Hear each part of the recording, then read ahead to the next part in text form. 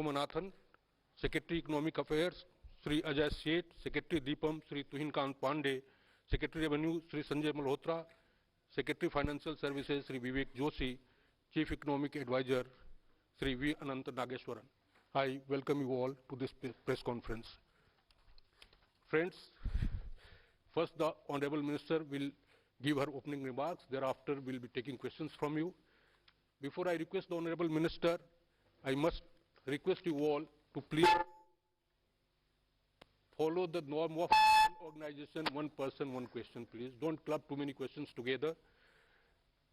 That will help us give opportunity to friends. With this, I request Honorable Minister of Finance to proceed. Please begin the opening remarks.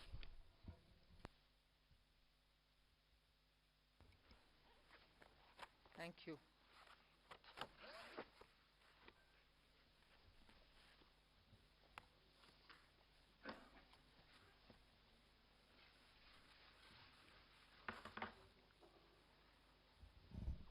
Good evening, and thank you for being here now after the budget has been laid on the table of the House. As opening remark, I'll just give a few indications of what has been highlighted in the budget. Broadly, I think the 4 emphasis points are on empowering women, giving a lot more attention to the SHG groups which are in the rural areas, trying to scale them up, give them the opportunity to brand and produce and also market their products in a far more scaled up and professional manner. Emphasis on tourism and training of youth for readying themselves for tourism, specific action for 50 destinations where comprehensive tourism action plans will be introduced. Then what is being called as PM Vikas, looking at Vishwakarma, people who create things, make things out of their hands using tools. In some states they are called Vishwakarmas, in some other states some castes are referred to as Vishwakarma, but what we mean here is to cover all those artisans and craftspeople who do things with their hands using some tools, so not specifically only to some particular communities, but to all who create the soft power of India through their craftsmanship. Then the 4 is green growth, the 4th one, which is in every sphere of life we have policy interventions and enabling provisions made so that India moves fast on the transition to renewable energy, the investments made for hydrogen mission, renewable energy transitional facilities which we need, natural gas, and also looking at biogas, also evacuation of power from renewable energy sources located in Ladakh to the rest of the country. So those are 4 highlights which I'd like you to go back to see the scale in which we are approaching these issues and the impact that it will have on large sections of India's population. Then, of course, I gave 7 priorities, which began with talking about inclusive growth, investments in infrastructure, also reaching the last mile so that those who are still left without a house or a sanitary facility or a road which is reaching them, and so on. So the last mile, reaching the last mile for those who desperately need that kind of a link are all being covered. Then we are also looking at a very futuristic fintech financial sector for which we have brought in some specific ideas. We are looking at also improving the industrialization of this country, where people will be trained for Industrial Revolution 4.0, which means they're going to be trained for AI, IoT, using Web3, in other words, So training manpower to ready themselves for industries which are rapidly becoming industrialized in the Web3 context. Then digital economy, unleashing the digital power of India in various walks of life, setting up an artificial intelligence research center, center for excellence. So all these are in part A. There's a lot of increase in the agriculture credit availability, 20 lakhs being made available for agriculture credit. Also a sub-scheme under the PM Matsya Sampada Yojana, making sure that people living in the coastal areas are going to benefit from it, fishermen are going to benefit from it. Now, if largely the Part A has looked at these, Part B has aimed at rationalizing the customs duties, also making sure personal income tax, after a very long time, has had substantial changes which will benefit the middle class. And also because this country has been waiting for direct taxation to be simplified, also waiting for direct taxation to be a lot more easy in compliance, and therefore the new taxation regime that we brought in for direct taxation 2-3 years ago has now got greater incentives, greater attraction, so that people can unhesitatingly move from the old to the new. Of course, we are not compelling anybody. Those who want to remain in old can still remain there for enough justifications that they can have. But the new one, obviously, is now attractive because it gives greater rebate.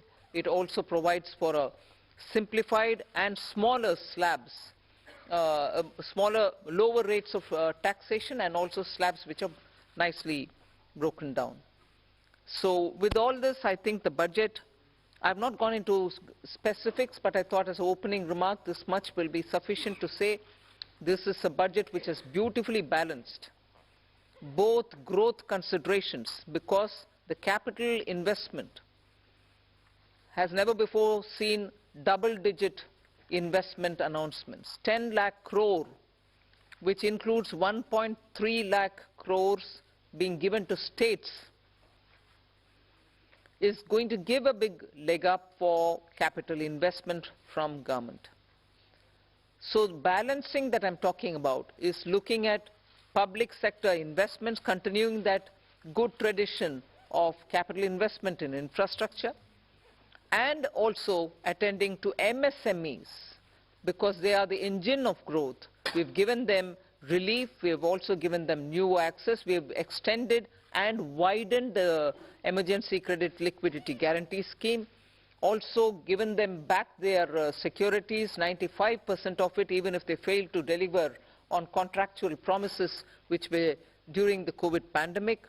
So the balancing is, one, we could sustain the capital infrastructure expenditure from the government, simultaneously in the private sector give a lot of push and impetus for the MSME, and not forgetting the individuals, the middle class individuals who needed that kind of a tax breaks and relief through taxation. So the large macroeconomic considerations have also been kept in mind. The fiscal consolidation has not been kept in the back burner. We've attended to it. We are respecting the glide path we gave ourselves 2 budgets ago. 6.4 this year fiscal deficit, and the forthcoming year for which the budget is presented now, 5.9% fiscal deficit. So broadly, I leave it at this. I suppose when you ask questions, we can answer the rest. Thank you. Thank you for coming here today.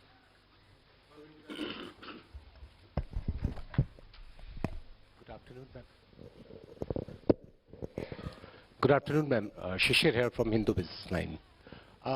Ma'am, my question is that when there is an announcement for 7 lakh rupees under new tax regime, that will no tax to be paid, and then you are talking about rejigging the new tax regime, does this mean that this is the end of exemptions for various incentives, exemptions for investment and savings? Well, I've already addressed this, I think. We want to make the new tax regime, which is without exemptions, attractive enough for people to think that this will be the best option for them because it gives them better rates. It doesn't also make the compliance a burdensome exercise. If rates are so low, you're going to benefit net by paying lesser tax. Even those exemptions that you would have otherwise gained from would have resulted in probably net amount being the same. So we made this a lot more attractive. But if there are people who still think that being in the exemption regime, which is the old regime, benefits them, they're welcome to continue where they want. But yes, the ultimate interest is to make the simpler regime more attractive. And that is why we've come up with this.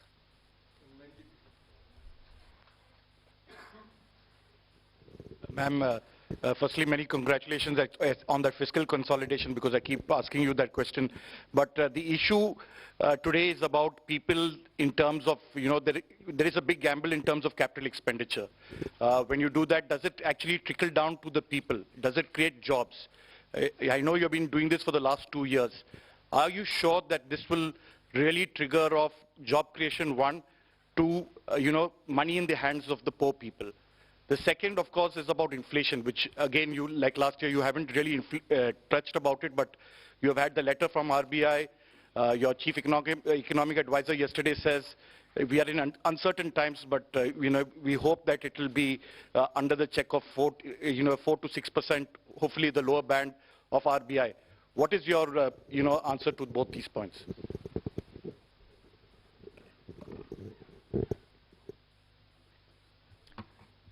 First of all, on the inflation, I think, yeah, you're right in saying RBI wrote a letter and what. But in the meanwhile, you've seen inflation come down, both the CPI and WPI.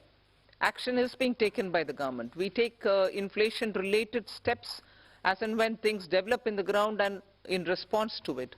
And that has borne result. So inflation is not something which we are looking the other way while it is changing up and down. We have kept attending to it, and as a result, you find the result. On fiscal consolidation, you asked me the question, and I've already explained that we've attended to it with all earnestness, having respected the glide path we gave ourselves earlier. Jobs. Yeah. See, first of all, I find it a bit odd you may want to ask this question like this. Capital expenditure. I would have appreciated if you asked me, you said something in the BE, but you have not really exhausted what you put forth. You have not really used it in the ground. It is unfulfilled in the sense targets are not achieved. I would have been happy to answer if that were to be the case. But you're asking me a question about, in the sense you are implying that we have fully utilized what has been kept for capital investment. Therefore, it makes me feel odd that you're asking a question of actually have jobs been created or not. When projects are undertaken and money is utilized, and that it is utilized is coming through from the budget statement, how would the projects get completed without manpower, without jobs? Not all projects can be completed, even 1%, without human intervention. So obviously jobs are happening in the ground. So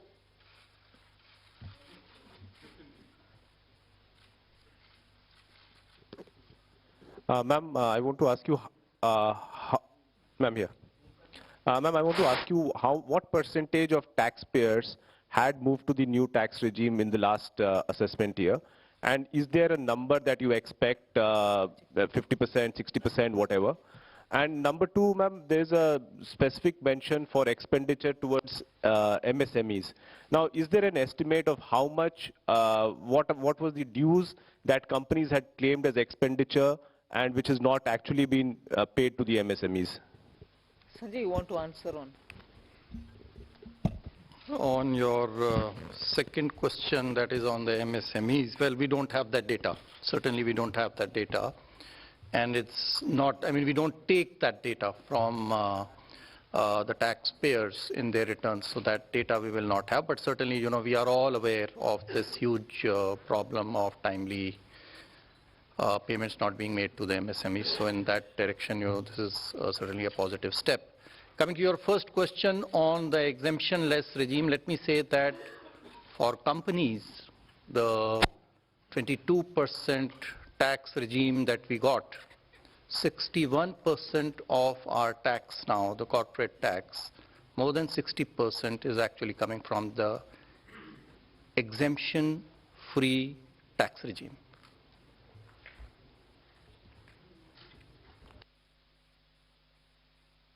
Individuals' data we will not have, but we are very hopeful that this particular scheme for individual taxpayers, the PIT, I think the majority would prefer. I mean, all of you, if you all do your own calculations, I think majority here would be now wanting to shift irrespective of their incomes and the deductions and exemptions that they claim.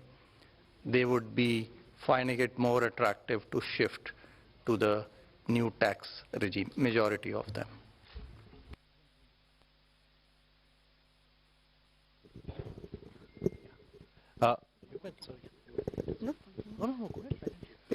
Ma'am, very good afternoon. Congratulations on a great budget. It's very clean, simple, nicely done. Ma'am, one quick question on capex and one more on petroleum subsidy. Ma'am, your capex for RE is lower actually in terms of the spend as of now. But the target is, greatly stepped up for FY24. So what gives the confidence that it will be all utilized? That capex RE is lower, ma'am. 7.28 versus slightly lower, and a big jump for FY24. So what gives the government the confidence that all of it is going to be utilized and well spent? That's one, ma'am. And second, ma'am, on the petroleum front, the LPG subsidy has been kept pretty low. You had announced certain additional measures last year in May, along with the deep cuts in excise on petrol, diesel. So what happens to those announcements regarding LPG subsidies? They have not been rolled over. And plus, ma'am, there is a demand coming in from oil cores now after LPG losses that you have made good by giving them money. That something needs to be done on fuel also. So would the government consider? The last bit, something has to be done for who? Basically, demand coming in from oil cores in terms of... oil marketing companies. Yes, cash compensation. The money which is now being given is not for that. Not for that, ma'am. So, all of it. So, on your first question on capital expenditure. So, yes, the revised estimates are about 97% or 98% of the budget estimate. Yes, there is a slight deviation. It's mainly on the state capital expenditure, which is falling short of the 1 lakh crore. Actually, the central capital expenditure is going to exceed the budget estimates. State capital expenditure is not expected to reach the 1 lakh crore figure because some portions of the state capital investment scheme have reform conditions. So some states have not been able to meet some of the conditions. Therefore, we expect, I think the figures are there, about 76% of the state capital expenditure scheme is likely to be spent. That's the revised estimate. So the shortfall is actually on the state side, not on the central side. Point number one. What gives you the confidence for next year? I think if you look at the allocations that have been made, they've made in actually the increments are in 4 clear areas. One, railways. The railways has enough projects to absorb the additional capital expenditure. The second is highways. They have adequate projects running to absorb this capital expenditure. The third is states, 30,000 crores. Now, yes, there will always be a challenge, but I think the states are gearing up now. This 2 years of this experiment has helped them to improve their spending capacity. And we are also seeing an uptick in the second half of this year on the state capital expenditure. So I'm reasonably confident that the states will absorb the 1,30,000 that has been provided. And the other big item on the central side is the petroleum capital expenditure, which is for retrofitting of refineries to meet emission standards and pollution standards, and partly for augmenting our strategic reserves. So I'm quite confident that we'll meet the expenditure targets. Please.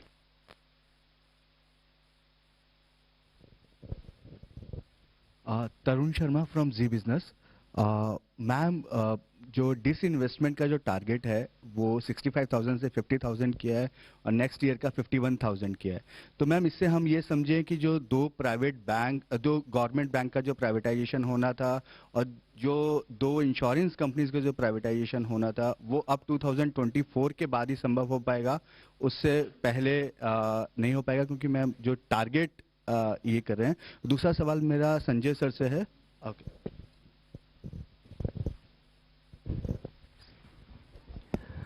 जैसा कि आपको विदित है कि disinvestment तो market conditions और कई चीज़ों से निर्भर करता है, तो उस हिसाब से जो प्रैक्टिकल और प्रूडेंट टारगेट है वो रखा गया है।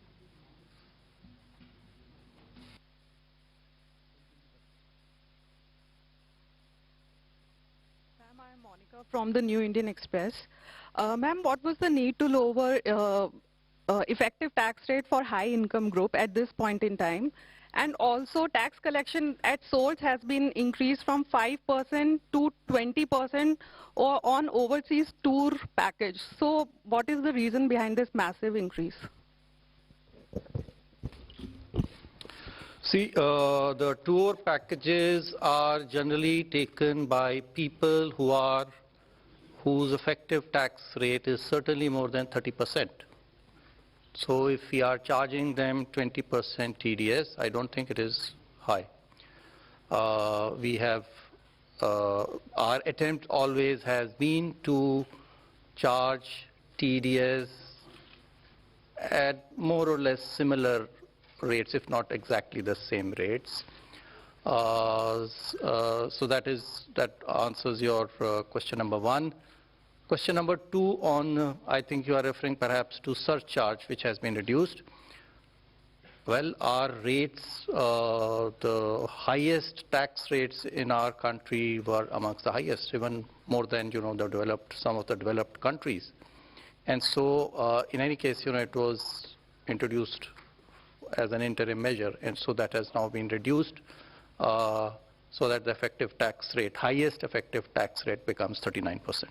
I'd just like to supplement that. There is a consistent theme, if you see, both on the new tax regime and on the changes that you're seeing in this budget, that the move is towards lower rates but fewer avoidance measures and exemptions. So if you look at high net worth individuals, there are a number of tax avoidance removal measures in this budget, along with the reduction in surcharge. So if you look at market-linked debentures, if you look at very high-value insurance policies, and a few other measures. So the marginal rate is coming down, but some of the devices used predominantly by those in that highest marginal tax rate are also being rationalized. So it's not necessarily a net reduction, it is a reduction from a high marginal rate inducing certain avoidance devices to a lower marginal rate with fewer opportunities to avoid.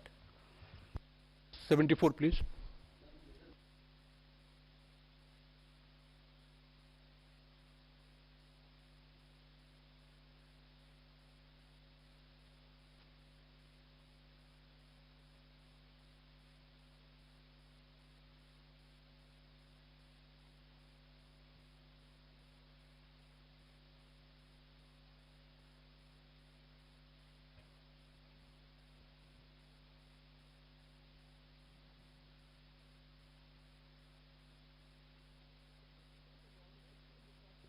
One's mind being part of a political party. But consistent with what we believe, we placed our emphasis and priorities on those. And that's what you've seen in the budget.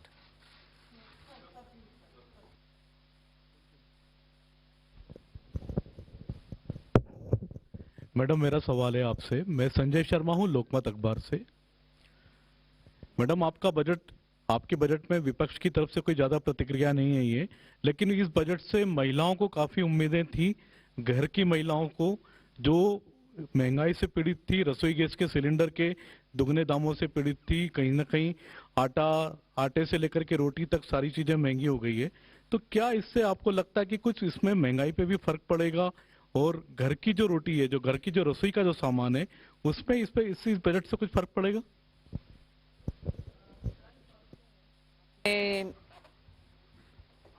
Government का निर्णय को देखे होंगे कि गेहूं के लिए market में रिलीज करने के लिए आदेश हुआ है, जिससे गेहूं के दाम कम होने के इतना क्लियर इंडिकेशन है जिससे सीधा घर में रसोई में फर्क पड़ेगा ही पड़ेगा। सो उसको आप बोलना नहीं है, ये नहीं है कि मैं उसके ऊपर कुछ बजट में नहीं बोले, मगर बजट से बोलने से पहले एक्शन ही हो गया है ना कि घर की रसोई के लिए गेहूं आटा के लिए मार्केट में रिलीज करने के लिए निर्णय सरकार ऑलरेडी कर चुकी है। एक मिनट। साथ ही साथ जो है महिला जो है वो भी एक परिवार का सदस्य है, तो जो रिलीफ जो इतना टैक्स पर्सनल इनकम टैक्स में दिया गया है वो भी परिवार के पास में और महिला के पास में आएगा, उसके हाथ में आएगा, जिससे वो अपना घर का खर्चा चला सकती है। सो वो भी एक महिला के लिए, हमें नहीं देखना चाहिए कि महिला के लिए नहीं है, वो भी महिला के लिए एक बेनिफिट है। गेहूं पुरुषों के लिए भी है और महिला के लिए टैक्स भी है। Hi, ma'am. Meghna Mittal from ET Now. The fiscal glide path that you have given is 4.5% by 2025-26, which may be considered slightly bold. But does it also indicate your confidence in continuing tax buoyancy in the coming years? Somnathan has already answered it. Yes, tax buoyancy, as you saw even yesterday, GST collection figures have come. Direct taxation buoyancy is also observed in the current year. That is one thing. I think to the credit of this team, there's been a very robust management of macroeconomics. That certainly bears an impact. So all of us might talk about this particular step or that particular step, but I think together, revenue, expenditure, disinvestment, banking, all of us together have worked in such a way that where you can earn more through tax avoidance related measures, and similarly where you can bring in more people into the tax net, you are taking steps. Similarly, prudent ways of effective expenditure without cutting down expenditure, committed expenditure or other expenditure, are all ways in which you're making money mean more. And for every rupee that you spend, you get a better set of returns. So I think efficient management also has a very big role to play here. I just wanted to add to your question. The estimates in the budget, the revenue estimates in the budget, do not assume a buoyancy greater than 1 for the coming financial year. It assumes a buoyancy of 1. Gross taxes are expected to grow by the same 10.5% by which we have estimated the GDP to grow, which is slightly lower than the figure implied by the economic survey.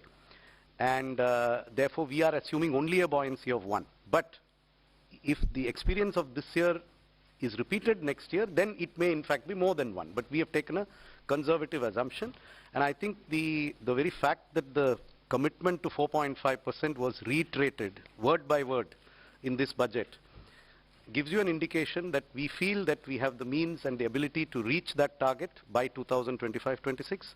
I would also point out that many of our expenditure increases are on discretionary spends. We have kept a very tight lid on the irreducible types of expenditure, and therefore there is room in the budget, both on the revenue side and on the expenditure side, for us to reach that fiscal deficit target by 2025-26.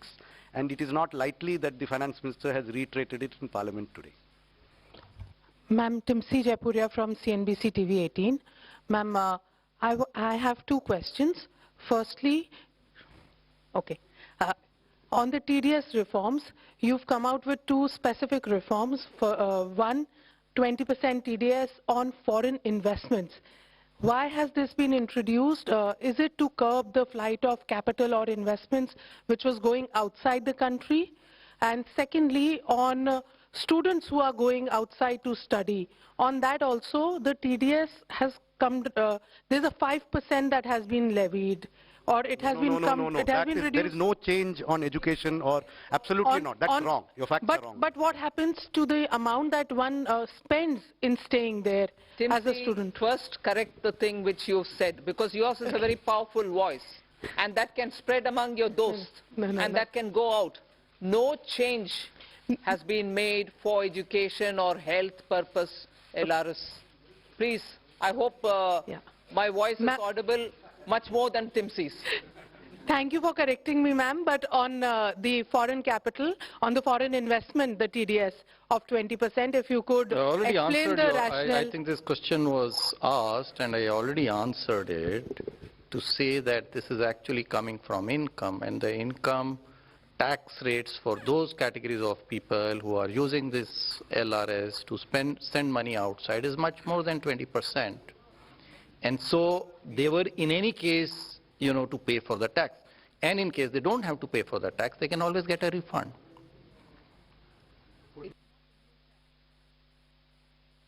It is our impression, and there is enough information to indicate that there are quite a lot of people who are able to make these remittances, but whose tax returns are disproportionately low compared to what they send as remittances. Now that means if you don't collect the tax at source, you have to take measures later to catch them. That is much more difficult.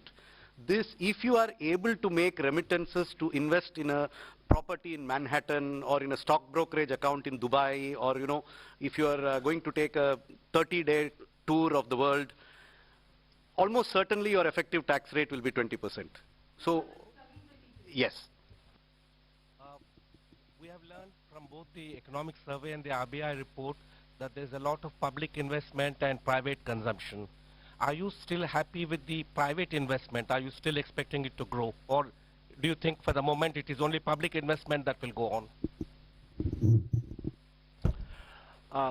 Hi. Yesterday in the press conference, we answered this question, and we also had a slide up there in the presentation we made yesterday, that private capital investment has been improving every year in the last 3 years.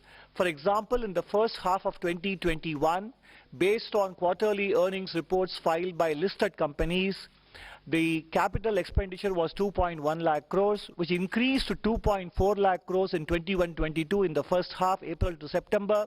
And 22-23, it has gone up to 3.3 lakh crores. And then you look at the RBI survey on capacity utilization and investment spending plans of the respondents. There is a very clear sign that many private sector companies are looking to enhance their capital expenditure. So both in terms of intent and in terms of actual spend, private capital investment is showing very clear signs of revival.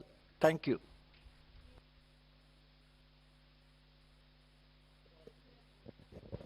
Ma'am, this is Ujjwal Narayan from Newsrise. Ma'am, this is your 5th budget, and when you started in the first budget, you talk about India reaching to a 5 trillion economy by 2025.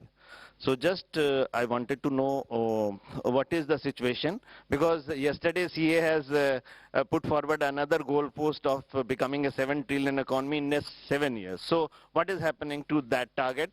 That is my simple question. See, we are moving along to achieve our targets, both mine and his. We'll achieve, we'll achieve.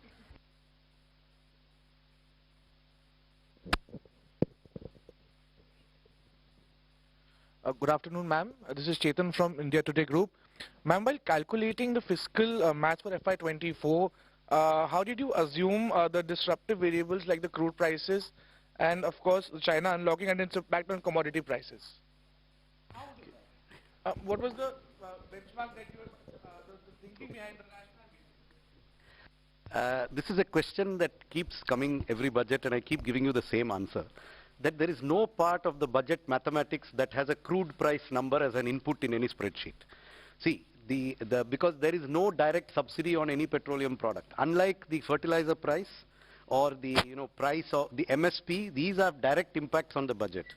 The petrol price would have an impact only if it triggers some major change in the tax system. Otherwise, the petrol, diesel oil prices do not directly affect our budgeting. So it is not that there were days, maybe 10, 15 years ago, when there was a lot of subsidy on these commodities. At that time, a crude price assumption was inherent in the budget. Today, there is no inherent crude.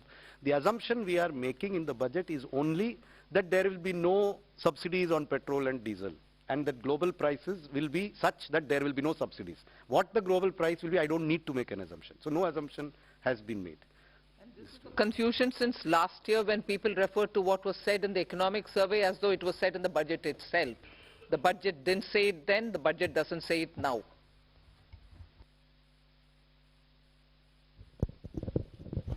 मैं आमिर हूँ news nation से। पहला सवाल तो ये कि जब शुरुआत हुई थी एक तरह से मोदी सरकार की, तो कहा था कि अर्थव्यवस्था को बेहतर करने के लिए कड़वे घूंट पीने पड़ेंगे और बहुत ही कड़े मेजर्स लिए गए स्टार्टिंग में। लेकिन आज ये देख रहे हैं कि सरकार ने कड़वे घूंट पिए हैं जनता को खुश देखने के लिए। तो क्या ये चुनावी बजट है, इसको मानती है? और पहला ये, दूसरा ये कि इनकम टैक्स में जिस तरह से जो छूट की सीमा है, जो पहला फेज है आपका जिसमें 7 लाख तक की छूट है, तो उसमें वो फेज आपको लगता है कि इससे राजस्व पर भार पड़ेगा? कितना भार पड़ेगा, कोई एस्टिमेट है इसमें? We have said it in the budget speech itself as to what is the net revenue foregone. उसका घोषणा ही कर चुके हैं हम, हिडन नहीं रखे। सो वो आ गया है 35,000 direct taxes 37,000 crore, indirect taxes 1,000 crore, additional revenue through indirect taxation measures 3,000 crores, and so net is 35,000 crore.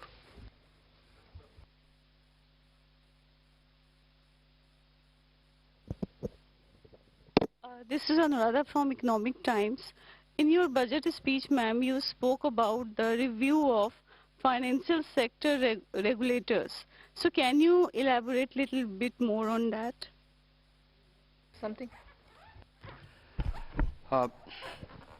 Some of these exercises, when the regulations are brought in, they serve a purpose. Thereafter, the economy changes. So all the regulators have been doing it as part of their exercise, but there's a time now to take up a comprehensive review. And you will recall, RBI had formed a committee. They did it in 2020. They came out with a report in 2021. That is an ongoing process, and other regulators also will travel in that direction, that their regulations are what the economy needs today. Whatever tweaking is required, they will take up that steps. There's their own review, not by them.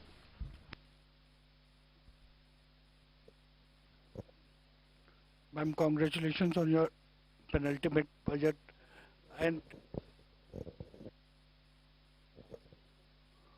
ma'am, am I audible, ma'am? Congratulations on last full budget, and I just wanted to understand, you have mentioned, alluded to Banking Regulation Act Amendment and Banking Companies Act Amendment. Is it an indication that this year we'll see privatization on that front, public sector banking front?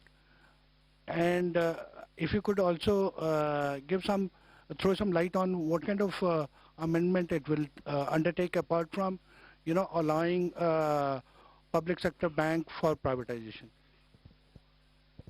These measures are for improving the governance of the boards and then investors protection, etc. These are not to do with any disinvestment or the privatization measures. These are the different set of measures. Over a period of time, the things have changed, and the Banking Regulation Act also fall in line, or not fall in line, has to be aligned with the present day needs, what the directors are, who can be there, what their terms are going to be. So those kind of amendments are there. And one component, of course, is on the investors' protection areas as well.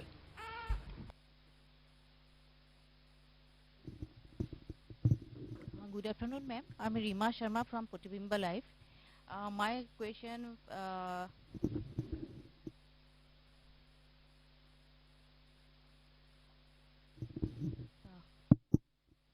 my question is regarding MSME sector in the northeast, especially in Assam. During pandemic, that Assam handloom sector and bamboo sector badly affected. Many artisans forced to close their work. So in your budget, you have saying something, MSME sector, you have given some relief and widen the possibilities. So as Gamusa also getting GI tag this time, so do you have any special relief for the Assam and Northeastern RTG, and especially in the handloom sector and bamboo sector?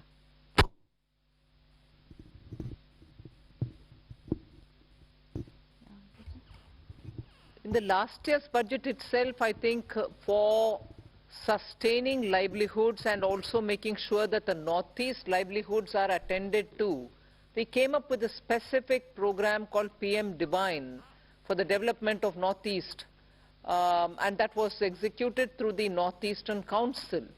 So that program continues, and that will take care of livelihood related, whether it is in the weavers or in any other such community. But after getting the GI tag in the Gamusha, do you have any special package for the encourage to the handloom sector? So that is something which the state government will have to tag along with the existing programs, either through the handicrafts program, the artisan and other things that we're coming up with, for which the rules will come out, either they can use it, or the textile ministries. I'm sure they can always find out from the textile ministry for GI tagged Gamusha, they can ask for a dispensation. So this is possible, but that is for the state government to interact with the respective ministries. Can you a little bit elaborate what kind of I can't elaborate more, ma'am. You should ask the state government to deal with it for the respective ministry. In your budget relief, what kind of relief you have given? Can you little bit elaborate it? In my budget relief. The MSME sector. For MSME or for Gamusha or for GI, what are you asking? I'll send you some information. Ma'am, let's move on with other questions. Good evening, ma'am. Arup from Business Standard. Ma'am, in this year's fiscal policy statement also you're speaking about unprecedented global headwinds and challenges. And again, you have not given forecast for the two succeeding years, in this case FY 24-25 and 25-26, although you have an internal consolidation roadmap. So are we going to see this as a new normal where you're not amending the FRBM Act again, and you're not giving two succeeding years forecast, but you will continue having an internal roadmap? Yeah. Yeah, but you're not amending for the third consecutive year, you're not amending the FRBM Act, and you're not giving two succeeding years targets. Yeah, but we have given a glide path, and we are every budget stating whether we are aligning with the glide path given or not, right? So that pandemic was the new normal for 2 years, hasn't it been?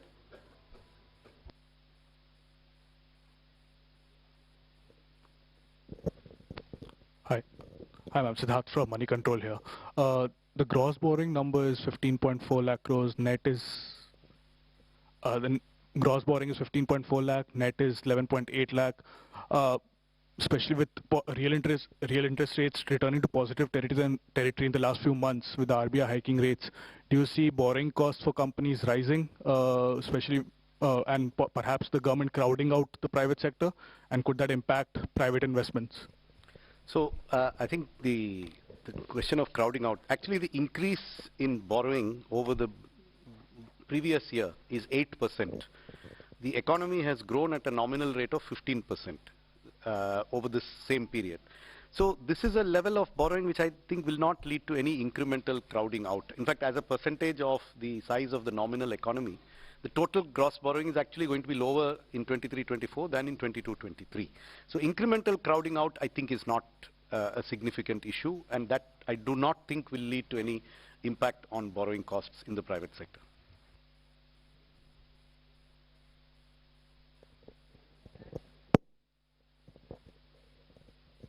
This is reiterating that point that the required borrowings for the next year are of the same order what they are in the current year. Of course, the size of the economy has gone up. So it is not that the more money is being taken out of the savings which are available into the economy.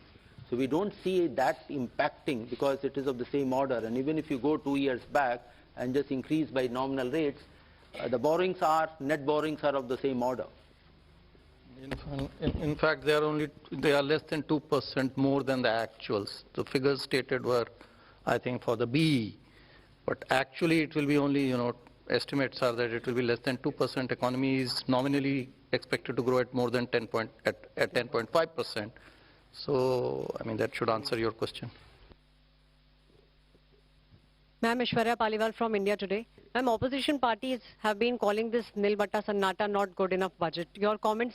Follow your Hindi. Would you say that again? Ma'am, they said not good enough. Most of the opposition parties for the budget. Ma'am, your comment on that? For what reasons, if I may know? Not good enough for? What reasons, ma'am? If you would like to repeat their words. They have said, ma'am, most of the political I'm parties... saying, if you could please repeat their words and say, not good enough, for what reasons per se? They said nothing for the... they said nothing much for the middle class. What? Most of the... Yeah, this is what those parties...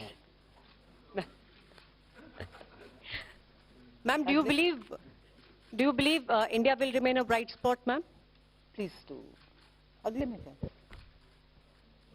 Next question, please.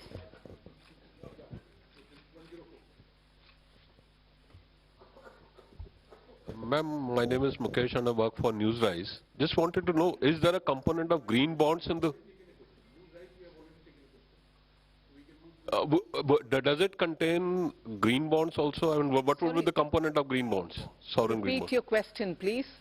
You interrupted me. So basically, in this overall gross borrowing that we have for the year, what component of that would be in form of green bonds? See, for the current year of $2 billion, one installment has already been done 1 week back, another one will be done a week later. So for the next, and the monies which we are going to raise now through these bonds, $2 billion, will be used for the projects which have been identified. And if those projects require in the pipeline that they require more money, then we will raise money through the green bonds, but that will be part of the overall borrowings which have been suggested. Pardon? There is no target for green bonds for next year. It is something which will evolve as the year goes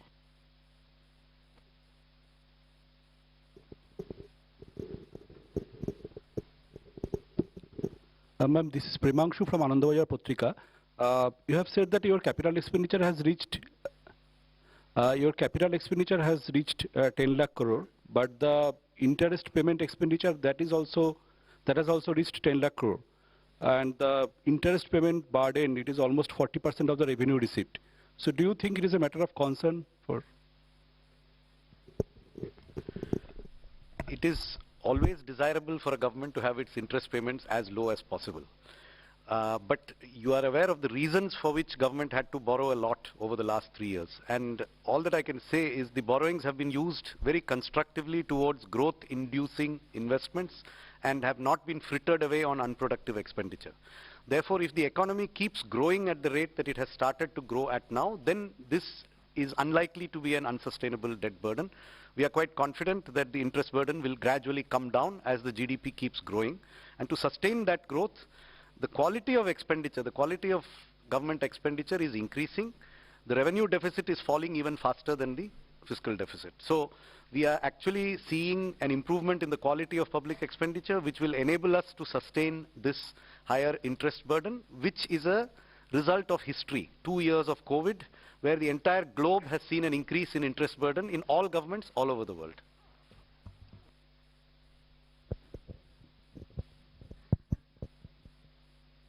Good afternoon, ma'am. This is Karishma here from Business Today Television. Congratulations to you and everybody for yet another successful budget.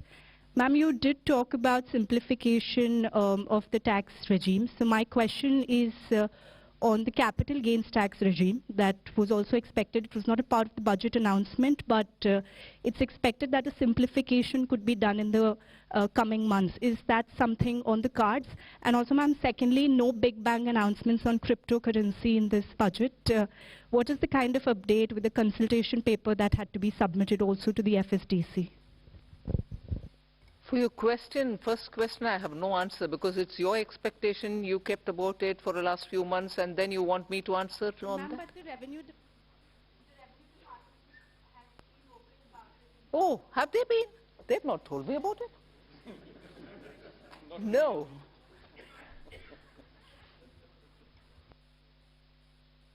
To say now. That's all right, but even then there's nothing to say now.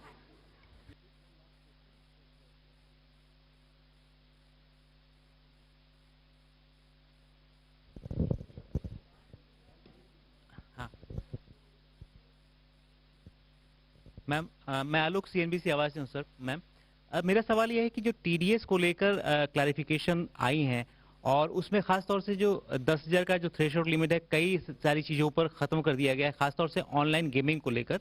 इसके पीछे क्या reason है? Online gaming को लेकर अभी भी क्या सरकार काफ़ी कॉन्शियस है या ऐसा लग रहा है कि अभी भी टैक्स लीकेज है वहाँ से, या बाकी चीज़ों पर भी जो ख़त्म किया गया है ये टीडीएस के लिए जो 10,000 का एग्जाम्पशन, उसके पीछे क्या रीज़न है? देखिए, टीडीएस जो ऑनलाइन गेमिंग पे है अभी प्रत्येक विनिंग के ऊपर में था, लेकिन जो ऑनलाइन गेम्स हैं वो कई सारे गेम्स मिला करके एक सेशन बनता है। एक गेम कोई नहीं खेलता है, कई सारे गेम्स जो हैं एक साथ खेलते हैं। तो इसलिए जो टीडीएस अब लागू होगा वो समस्त गेम्स पे सामूहिक रूप से जब नेट जो विनिंग होगा, जो वो अपने पैसा जो उनका जो एक अकाउंट में से वो निकालेगा, तभी उसके ऊपर में देखा जाएगा कि कितना उसने प्रॉफिट कमाया है, कितना उसका विनिंग हुआ है। उसके ऊपर में टैक्स जो है लगेगा और उसी के ऊपर में टीडीएस भी लगेगा। और यदि वो 10,000 रुपए से अधिक है तो टीडीएस पहले लगता था, अब वो 10,000 की लिमिट हमने हटा दी। तो लिमिट तो हटा दिया है, लेकिन ग्रॉस पे लगेगा और नेट पे लगेगा और प्रत्येक विनिंग के ऊपर में नहीं लगेगा। ये हमने बदलाव किया है।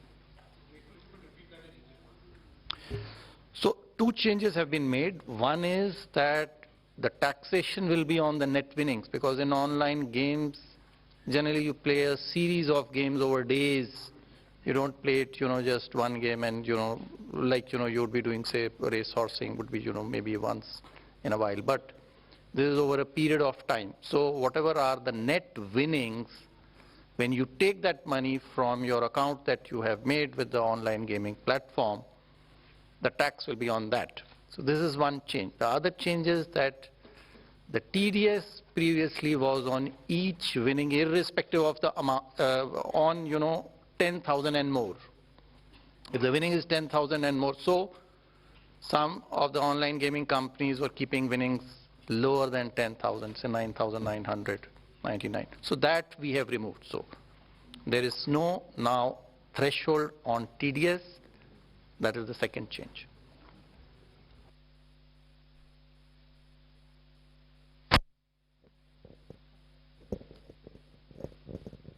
Hi ma'am, this is Priyashmita from Informist Media.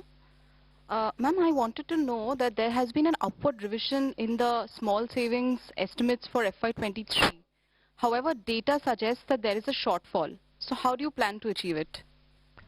Yeah, it's a good question, and I mean it shows good awareness of our numbers. I'm happy to see people read our deep statements with so much attention. It is a good question. What I can say is the market borrowing number is completely firm. That will not change. The remaining numbers have a little bit of fluidity, whether it is small savings, state government provident fund is a very fluid number. See, because if state governments change that number, it affects the overall balance of our funding plans. The market borrowing number is firm. The small savings number is, there is traditionally a seasonality where a lot of small savings comes in the last quarter because people plan their taxes in the month of February and March. So there is usually an upsurge. Will it reach this number or not? You see, these numbers are subject to a number of assumptions. But we are confident that in aggregate, the other sources except market borrowing, the aggregate of them will be close to what we have estimated. And therefore, I don't think this will have any impact on markets. Now, in terms of small savings, again, the date from which these new schemes come into operation is yet to be decided. So there are a number of factors on which the small savings number could fluctuate. But I repeat, it will not affect the market borrowing numbers. No, she's talking about FY 22-23 is my impression.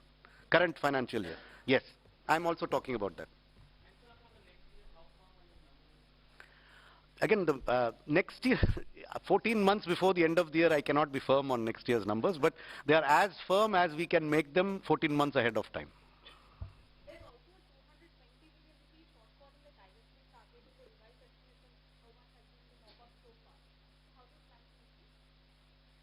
Well, I mean, if there is a shortfall somewhere, there is an increase somewhere else. We have shown you all the numbers as to how we meet the deficit of this year. How is it going to be funded? I have the statement, you have the statement too, since you've obviously read it, so I don't need to tell you. So that's how we will fund it. So this is a big budget in which something goes up, something goes down. Revenues have gone up, expenditures have gone up, some things have gone down. But in aggregate, as I said, we are confident of being within our market borrowing numbers. We are confident that the deficit that we have projected for the revised estimate is reasonable and will not be exceeded significantly. It will not be exceeded significantly. Beyond that, I cannot give you a pinpoint. You cannot land a Boeing 747 on a helipad. So, it's a huge thing. There will be minor, fluctuations here and there. But at a macro level, our numbers are good. I am confident about our numbers.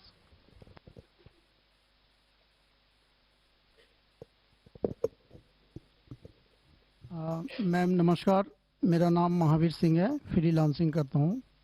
दो छोटे से स्पष्टीकरण चाहिए थे। एक तो 7 लाख रुपए तक की आय जो आपने कर मुक्त की है, वो दोनों उसमें है, पुराना और नया, या सिर्फ नए में है? ओके। और एक आपने घोषणा की कि जो गाड़ियों के स्क्रैप के लिए सरकार कोई सपोर्ट कर रही है, उसके पीछे क्या मंशा है सरकार की? क्यों इस तरह के उसको बढ़ावा दे रही?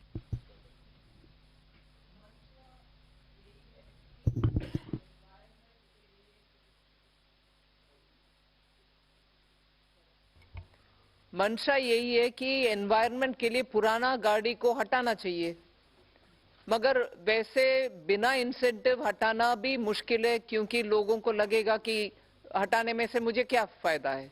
सो इंसेंटिवाइज करना उसके लिए।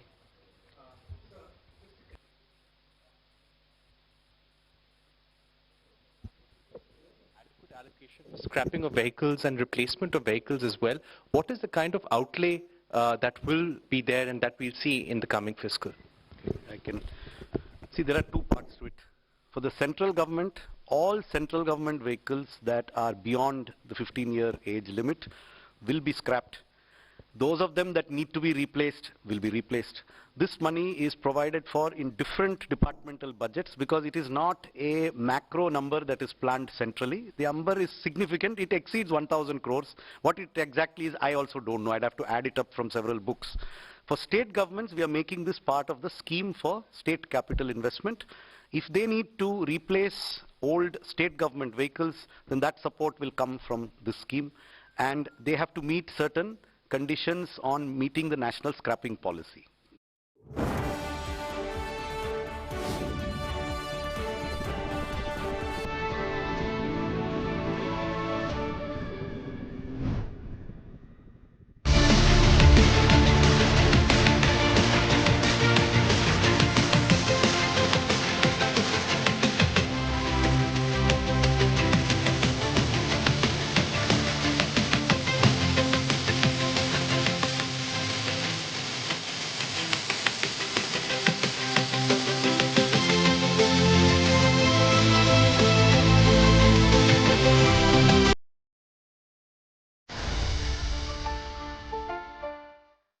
खेती के साथ साथ दूध और मछली उत्पादन के क्षेत्र का विस्तार होगा। किसानों, पशुपालकों और मछुआरों को अपने उत्पाद